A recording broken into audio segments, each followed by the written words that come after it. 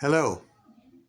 In the words of Elton John, Sir Elton John, sad songs say so much. It's so very true. I hope everyone can hear me okay. I'm doing this video on my phone at a different angle. Excuse me. Still fighting a cold here. But sad songs, I can see also can help people get through difficult times, sad times, rough times, whatever times people go through, good times or bad times. Sad songs can be sort of therapy, at least for me, because I remember a long time ago when I was a teenager and I would have a really rough, bad day at school or a sad day or whatever the case was. I would always look forward to going home, putting on the Rolling Stones' Let It Bleed, and I wanted to hear three songs. Monkey Man, You Got the Silver, and Love in Vain.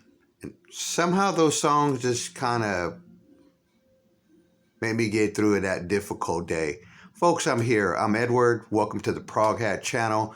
I'm jumping on this vinyl tag called the Sad Bastard vinyl tag. Sad Bastard vinyl tag. Let me say that correctly again. Excuse me here. I was kind of debating if I was going to do it or not. Then I thought, you know what? I'm going to go do it because it sounded fun. I listened to the channel Digital Gramophone and him do his vinyl tag. Be honest, folks, that was the only video I've ever seen from his channel. So I listened to the prompts and I really enjoyed it. So I said, you know what? This is a good way for you to also share with others, but also share your Who collection. I'm a big fan of the Who. What can I say? So let's get right into it, folks. The first question is, overplayed sad song. And I remember, and every once in a while it comes up, like that song is overplayed, at least in this part of the United States here in Texas, that I remember hearing a lot was Elton John's Sorry Seems to Be the Hardest Word. Got played quite a bit from the album Blue Moves double record. Honestly, I hardly ever play this. And when I do, it's to hear that song. So that's my choice for an overplayed sad song. It got overplayed a lot. The next question is, you're listening to an album and someone comes in and says, and I'm kind of paraphrasing this, what's this sad shit playing? And I remember that being that way from my brother when he came in the room and I was playing Who's Next? And it was the song Behind Blue Eyes. He had that look like he wanted to say something, and he sat down and he was listening to it with me. And then he made this comment. He said, Edward, are you okay? Everything okay? Because that is one sad song. And that is Behind Blue Eyes. Sorry about the glare. I didn't want to take these records out of their sleeves. From Who's Next, which I think of as a greatest hits album of The Who. That's just my thought. Now, let's see if I do this next one here. Well, I am going to do this next one. A sad album to many, but a dance party. Well, I would say if I was playing this album or an album by Echo and the Bunnymen. Dark, goth, sad sounding music. But to me, it would be a dance party. I love it. I love the music. It does make me, snap my fingers a little bit, tap my toes. Heaven up here. I just recently got it, and I just love this record. Number 4, it's a love song, but it's sad. One of my favorite singers, songwriters, guitar player, I pick Pete Townshend's from Scoop, the song Mary. It's a love song, but it's sad. You know, Mary, you are everything a man could want, but you know this because you're married or something like that.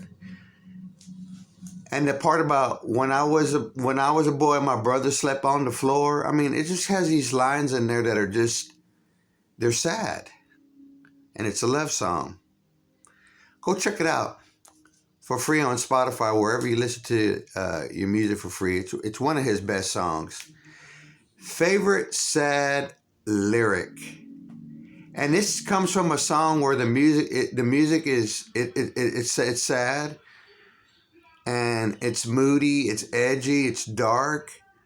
But when you sit down and read the lyrics and you go, wow, that's really sad. But when you're listening to it, you're like, yeah, rock it, crank it. I picked Van Halen, Hear About It Later, from their album Fair Warning. That part where it says in the lyrics, ain't got no money, got no house on no hill. Tell me, honey, will your lovin' pay my bills? Sad, but I'm over there rocking out to it. I don't know. Okay, favorite song by the Smiths. I picked the same comp from Louder Than Bombs. I choose this song. I love this song. It's called Heaven Knows I'm Miserable Now. Oh, it's like Morrissey singing up to heaven. But heaven knows I'm miserable now. You know, I love this song, and I love his kind of a whimsical singing to it, or however you want to describe it. All right, number 8, saddest song by a popular band. Man, I chose, there was a lot of those. Even Tangerine by the Led Zeppelin is one, but I chose from Goat's Head Soup, Angie by the Rolling Stones. That part about with no money in our coats, no loving in our homes, something to that effect. I don't remember it correctly. Excuse me there, folks. It's a really sad song by a very popular band, the Rolling Stones. It's a great one. Okay, Tears in Your Beer. I chose this song. And it's Take Me Home Country Roads by John Denver. Yeah, it's that song where like you're kicking back with that beer, you got some tears, you're missing your hometown, your homestead, you know, maybe people way back when, you know. So yeah, I went with John Denver's Take Me Home Country Roads. I love that song. Now your favorite sad soundtrack. It's a Who one. No, it's not Tommy. This movie is sad, but I love the movie, and I can watch it over and over and over. I chose Quadrophenia by The Who as my favorite sad soundtrack. The movie's about adolescence, identity, being inadequate, or you're hanging with people. Do you really want to hang with them? It's a survival of the fittest movie. You know, it's rebellious. It's breaking the rules. And you know that's sad, and you know, I didn't grow up in England. I grew up in Texas, but I could identify to some of those scenes in the movie, and especially these songs. These songs hit home. A lot of times, these songs are the soundtrack to my life. And one that a couple of them that I'm going to mention here is Sea and Sand. Nothing ever goes as planned. I couldn't face going home. I can identify that. Love, Reign Over Me. Oh, yeah. And The Punk Meets the Godfather. Just great songs. This is a second copy I picked up pretty cheap. And so, yeah, that's my sad soundtrack, and I just love it.